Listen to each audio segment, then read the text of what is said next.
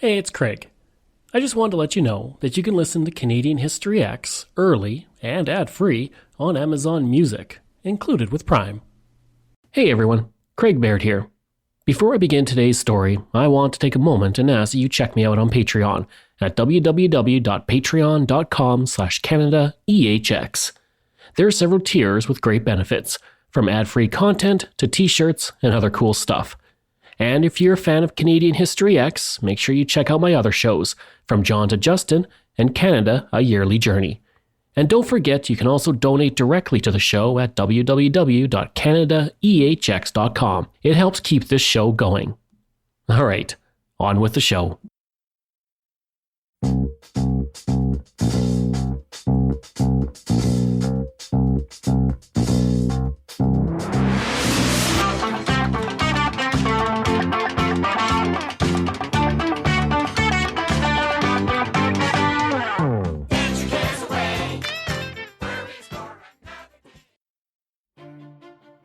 If you're like me, hearing the opening notes of that theme song instantly takes you back to your childhood, sitting in front of the family television.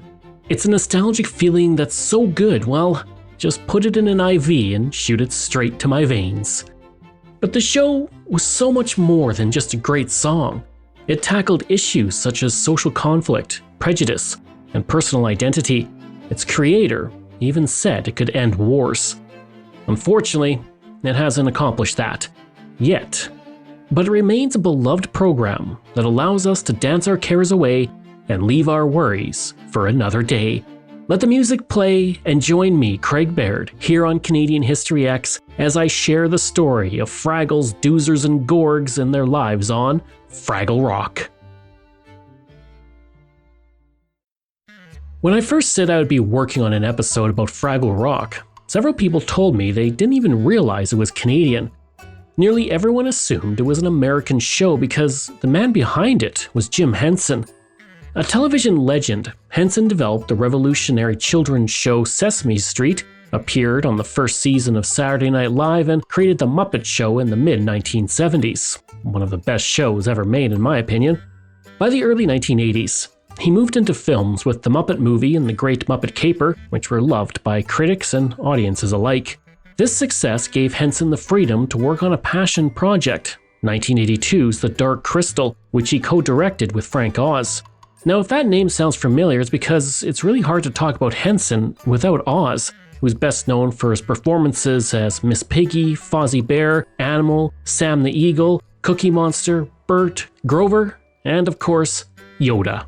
Dark Crystal was his directorial debut, and it was a big departure from Henson's earlier work. Though marketed as a family film, it was a much darker story with unsettling characters like the Skeksis and a serious message about environmental destruction and the need to find balance with the natural world. The film received mixed reviews.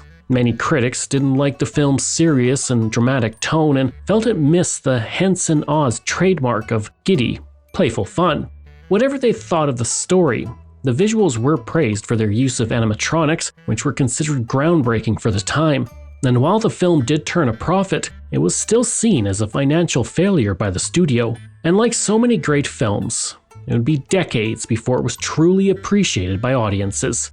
For his next project, Henson decided to find a middle ground between Sesame Street and The Dark Crystal, a TV show that could appeal to both children and adults with complex messages and engaging stories.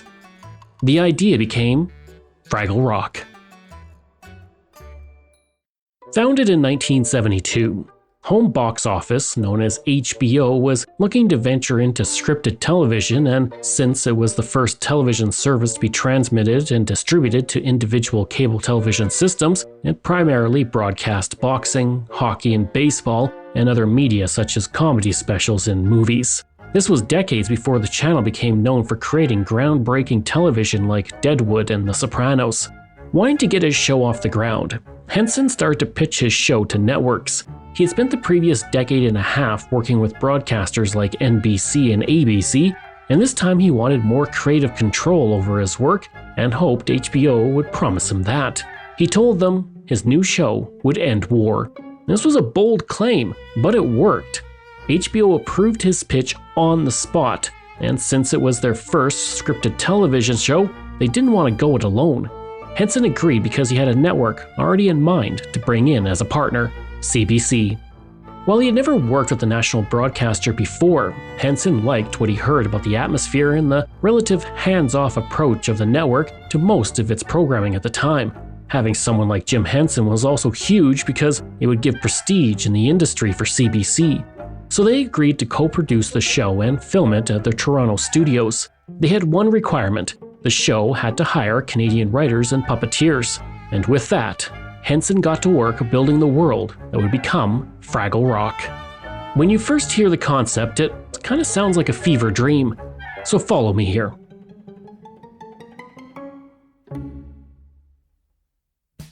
There were 4 intelligent species that exist within the Fraggle Rock universe. Fraggles are small creatures that live a carefree life, spending their time playing, exploring, and really just enjoying themselves. Their entire work week consists of only 30 minutes. They may be onto something there. The Fraggles live in a system of natural caves called Fraggle Rock that are filled with all manners of creatures and features, and which connect to 2 very different areas: the land of the Grogs, which they consider part of the universe, and outer space, our world. Alongside these carefree creatures are the Doozers, which are pudgy, small creatures, shorter than Fraggles, that are their complete opposites. Doozers dedicate their lives to working and industry. They operate tiny construction equipment, wear hard hats, and build scaffolding within Fraggle Rock. The material they use to build their structures is made up of ground-up radishes, the favorite food of Fraggles. And as soon as the Doozers build their structures, the Fraggles eat them. Hidden within this silliness, though, is the message that Henson was trying to get to his viewers. The idea that everything needs to work in harmony. Without the symbiotic relationship between the Fraggles and the Doozers, the world in the caves would fall apart. This concept was demonstrated in an early episode when Fraggles are prevented from eating the Doozers' work. The imbalance causes construction to fill Fraggle Rock and forces the Doozers to think about leaving the caves since there was nowhere else left to build. To stay, the Doozers need the Fraggles to eat what they build. As one Doozer says, architecture is meant to be enjoyed. The constant supply of food from the construction material also allows the Fraggles to live their carefree lifestyle. But the Doozers also need the Fraggles to steal radishes from the Garden of the Gorgs so they can build their structures. And did I mention the Gorgs? They are creatures that live outside the caves of Fraggle Rock. These large, furry humanoids stand 15 feet tall. There is only 3 Gorgs, Ma, Pa, and Junior, who live as farmers and grow radishes, which they use to make anti-vanishing cream to prevent them from disappearing. And the Gorgs consider Fraggles to be pests because they steal their crops. And within the Gorgs' property is Marjorie the trash heap, a sentient compost pile who the Fraggles claim knows all and sees all. Marjorie champions this notion whenever she states that she contains everything. She often serves as an oracle, providing sage, motherly advice to Fraggles seeking wisdom. She was usually joined by her companions, 2 rats named Philo and Gunge. The other world connecting via a portal to Fraggle Rock is outer space, which is their name for our world. This is where a human inventor named Doc and his Muppet dog Sprocket live. Sprocket often sees and chases the Fraggles, but can't convince Doc of it, and so they live in an eternal cycle of misinformation and frustration, which is often softened by how much they care for each other. Henson intended this world to be appealing to a global audience, and with the Fraggle Rock world idea complete, he had to make it a reality, and for that, he turned to the deep well of very talented Canadian writers.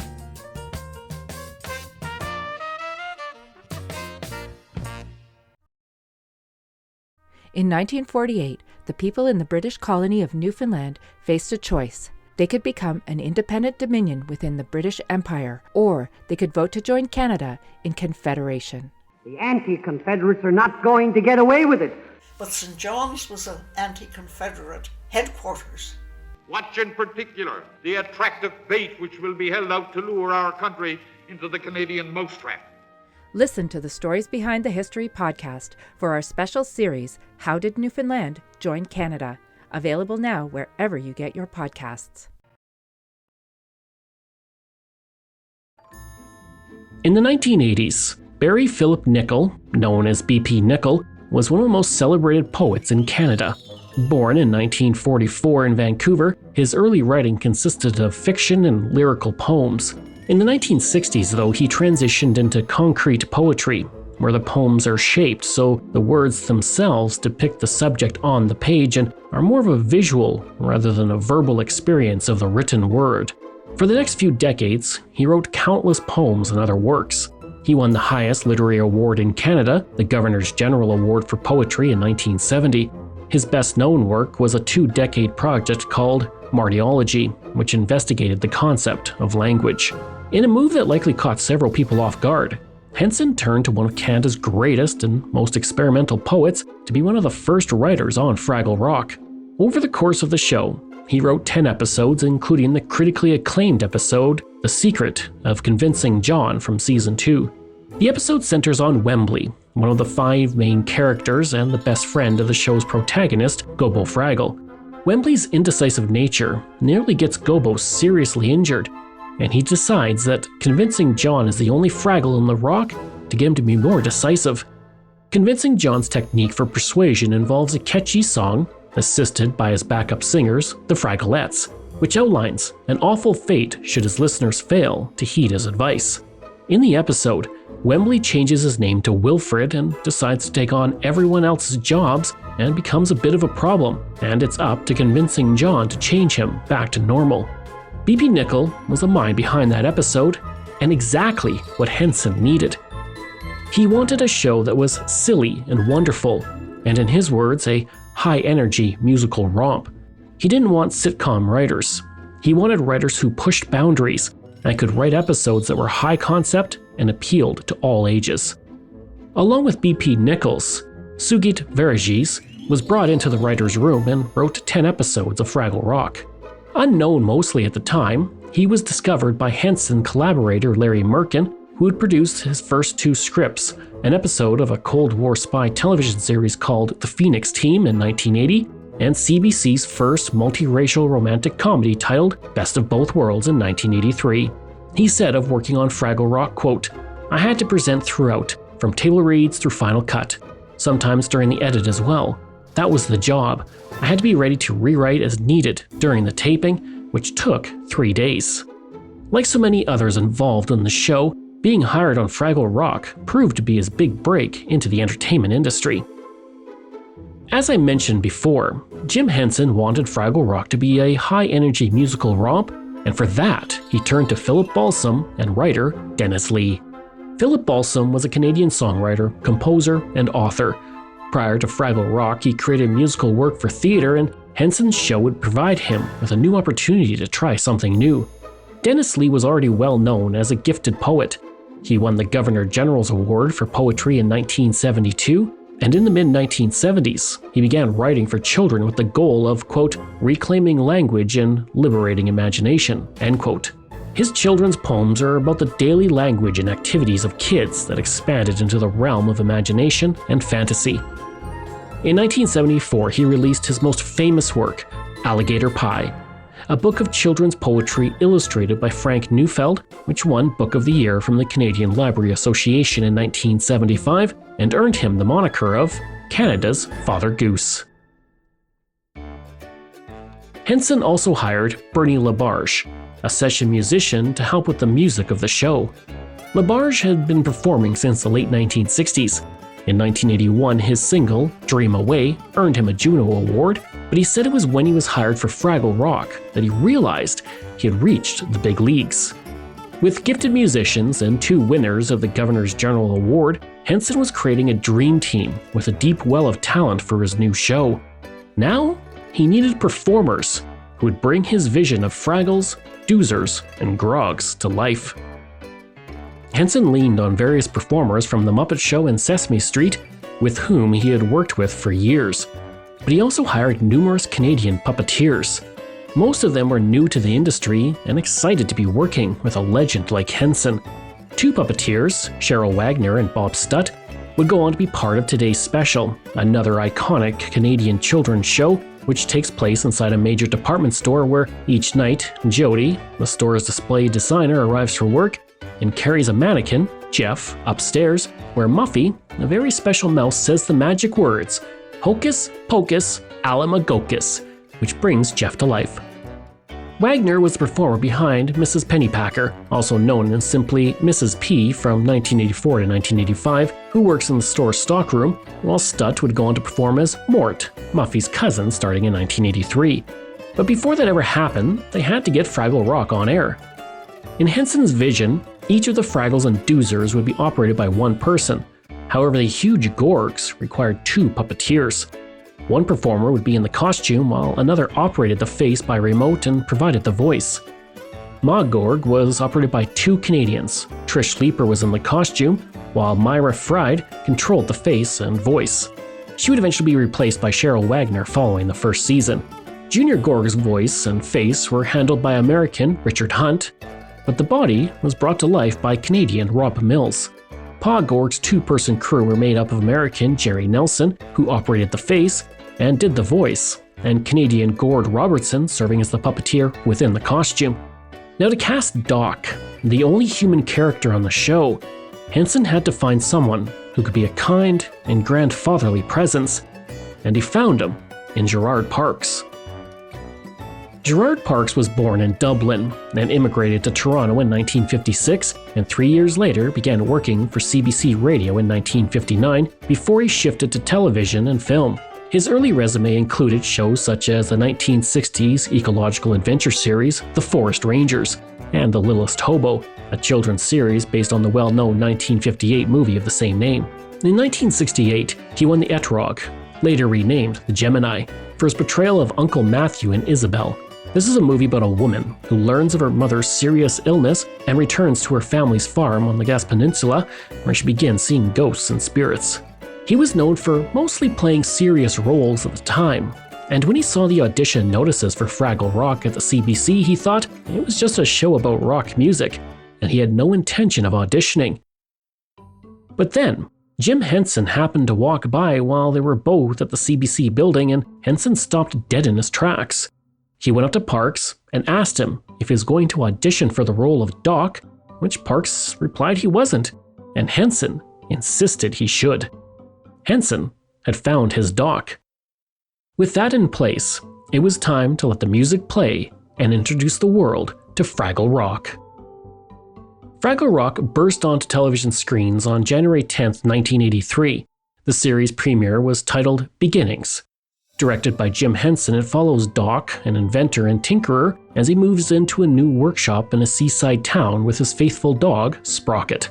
Unbeknownst to Doc, a hole in the wall connects the magical world of Fraggle Rock to the outside world. Uncle Traveling Matt, a Fraggle explorer, discovers the hole that leads to Doc's workshop and identifies it as outer space, the final frontier for Fraggledom, and decides to discover this new world. He leaves his nephew Gobo behind, but lets him know that he'll send postcards to Doc's workshop of his travels. Then Gobo watches Uncle Matt venture into the workshop, where he's chased by Sprocket, leaving him terrified of having to return every few days to get Matt's message. The episode set the tone for the series, as Uncle Matt sends postcards describing the human world as the silly creatures of outer space. It also sets up the reoccurring joke that Doc's dog Sprocket sees Gobo going into the workshop, but Doc never does. Almost immediately, this show became a critical darling. McLean's wrote of the show, "Few half hours have been delivered anything akin to magic. The imaginary kingdoms beamed out from the two have tended to be middle American living room sets decorated in Burbank, until Fraggle Rock."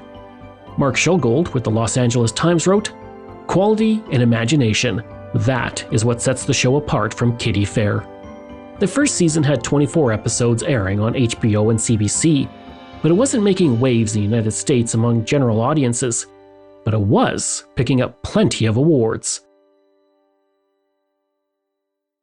Following its first season, it won the International Emmy for Best Children's Show and the Cable Ace Award for Best Program Series, Children's or Family Programming, and the soundtrack won a Grammy. For the only human face, it also meant newfound fame. Gerard Parks had acted steadily for a quarter century, but now he was suddenly recognized in Canada.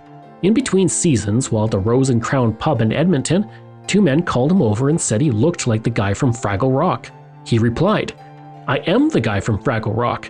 Only trouble is, they didn't believe me." While he wasn't portraying Doc, Parks acted in more serious productions such as Draw, Spasms, and Night Heat. But for him, Fraggle Rock was something that helped deal with more difficult roles and described it as a tonic, saying, quote, "It is tremendous fun. I love doing it," end quote. And although he believed it would prevent him from being seen as a serious actor, he jokingly said that he may never be invited back to the Stratford Shakespeare Festival again. Maybe he didn't go back to Stratford, but for children like me, there was no one cooler than Doc and his dog Sprocket, because they got to be part of Fraggle Rock.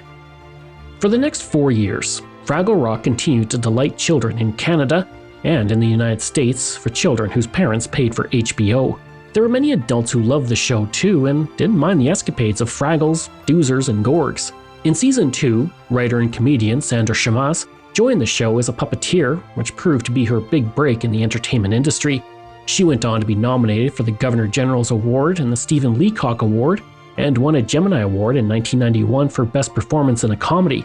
In January 2018, she was appointed to the Order of Ontario. Meanwhile, Fraggle Rock went on to be broadcast to 95 countries around the world, creating a devoted international fan base that exists to this day. And with each season, Fraggle Rock continued to collect the hardware. It won a second Cable Ace Award in 1984 for Best Children's Show, followed by another in 1987. It also received nominations in the same category in 1985 and 1988. In 1985, it won the Actor Award for Best Writing for a television comedy or variety show, a category in which the show had another nomination. The Actor Awards, founded in 1972, were the precursor to the Gemini Awards that honored the best in television and radio in Canada. The next year, it picked up Best Children's Series at the first Gemini Awards. It was also nominated that year for Best Direction in a Comedy or Variety Program or Series. In 1987, it was nominated again, but this time it lost to Degrassi Junior High in the Children's Series category. It also picked up a nomination for Best Writer in a Comedy, but lost that to The Canadian Conspiracy.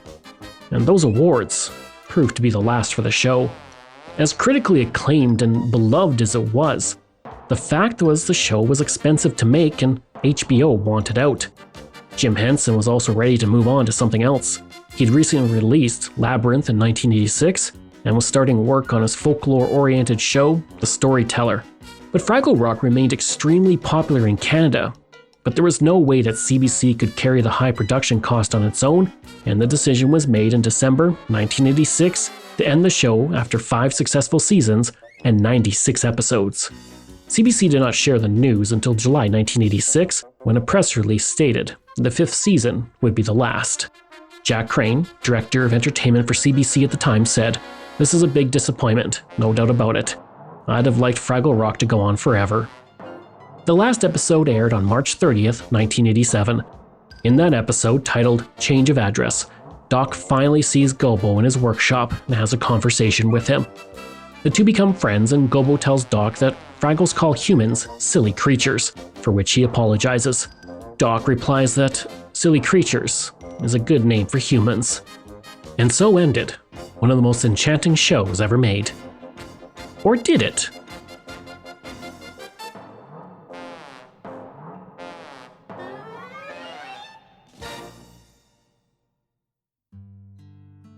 There's no doubt that Fraggle Rock was life-changing for many.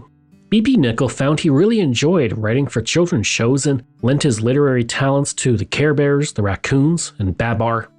5 days before his 44th birthday in 1988, though, he died suddenly at the age of 43. Jim Henson continued to make critically acclaimed television shows for the next few years, including The Jim Henson Hour, which earned him another Emmy to put on his shelf. On May 15, 1990, Henson woke up with trouble breathing and coughing up blood. 2 hours later, he went to the hospital where he suddenly stopped breathing and was rushed into intensive care. At 1:51 a.m., Jim Henson died of streptococcal toxic shock syndrome. Dennis Lee continued to work with Henson, even co-writing Labyrinth with him, and 6 years after Fraggle Rock was cancelled in 1993, a number of songs Lee co-wrote with Philip Balsam were released on the album Fraggle Rock, Music and Magic. That same year, he received the Order of Canada. 8 years later, he was named Toronto's first Poet Laureate, and he continues to write to this day from his Ontario home. Philip Balsam went back to writing for theatre, including musical theatre versions of the books of Mordecai Rickler's books, Jacob Tutu and the Hooded Fang, and Jacob Tutu and the Dinosaur. He died on March 31st, 2023. Sugat Verghese continued to write for television, but made a name for himself as an actor in the late 1980s. His acting credits include reoccurring roles on Little Mosque on the Prairie, Kim's Convenience, and Transplant. Among the performers on Fraggle Rock, most continued to work as puppeteers to great success. Trish Leeper went on to work for Sesame Street Canada, Mr. Megorium's Wonder Emporium, and the 2011 remake of The Thing. Rob Mills worked on Dinosaurs and Teenage Mutant Ninja Turtles 2, The Secret of the Ooze. Gord Robertson continued to work for Jim Henson Productions, while also doing movie work for shows such as The Never-Ending Story 3, Cats and Dogs, and Turkey Hollow. He also did work on Sesame Street Canada. Cheryl Wagner went on to create The Big Comfy Couch, which ran from 1992 to 2006 and became another beloved show for a generation of children. She brought on several Fraggle Rock performers to serve as puppeteers and writers on the show, including Robert Mills and Bob Stutt. In fact, it was Mills' Radical Sheep production company that co-produced the show. Gerard Parks continued to act after Fraggle Rock in dramas and comedies. In 1999, he portrayed a Tourette's syndrome-afflicted bartender in The Boondock Saints. That character's name, of all things, was Doc. He reprised the role in the sequel in 2009. Parks died on October 19, 2014, 3 days shy of his 90th birthday. And as I teased earlier, we weren't done with the world of Fraggle Rock. There's a whole generation who remember Fraggle Rock in the 2020s, and they get that same shot of nostalgic dopamine I did whenever I thought about it. The entertainment industry wasn't able to forget one of Jim Henson's most beloved creations, and efforts were made to revive it. A series of shorts called Fraggle Rock, Rock On were released in April 2020 to great success. 1 month later, it was announced that Fraggle Rock would get a reboot to launch in the 21st century. Filming on Fraggle Rock, Back to the Rock commenced in Calgary at the Calgary Film Centre on January 25, 2021. American actress and singer Lily Cooper would portray Doc, and directors for that first season included Canadian comedian Sabrina Jalise. Almost a year later, Fraggle Rock, Back to the Rock launched on Apple TV Plus with 13 episodes. A special holiday episode was released in November of that same year. 2 years later, on March 29, 2024, a second season was released on the streaming service, and 5 of the 13 episodes were helmed by Canadian director Jordan Canning. This new Fraggle Rock was also critically acclaimed. It currently has a 100% rating on Rotten Tomatoes and earned 4 Emmy nominations, with 1 win at the first Children and Family Emmy Awards. And the Fraggles weren't relegated to Apple TV Plus. As part of the promotion tour for the latest season, they dropped by Watch What Happens Live with Andy Cohen, where Red and Gobo were the bartenders for the night at the Bravo Clubhouse, with guests Brooke Shields and Elizabeth Hurley. And Fraggles certainly made it to outer space and began to hang out with the stars. I hope you enjoyed that episode and our look at Fraggle Rock. Next week, we're looking at the Nootka Crisis. This show is researched, produced, and written by me, Craig Baird, with the help of Dila Velasquez. Audio production and design by Rosalind Kufor. If this is your first time listening and you like what you heard, please take a moment and give us a 5-star review to help other people find these amazing stories, and there are so many for you to sink your teeth into. If you enjoyed this podcast, then please check out my other podcasts, From John to Justin, Canada A Yearly Journey, Pucks and Cups, and Canada's Great War. We love hearing from you, so if you have a show topic you want me to cover, email me at craig@canadaehx.com, or stop by my website and social media. I'll include all of those in my show notes. Until next time, I'm Craig Baird, and this is Canadian History X.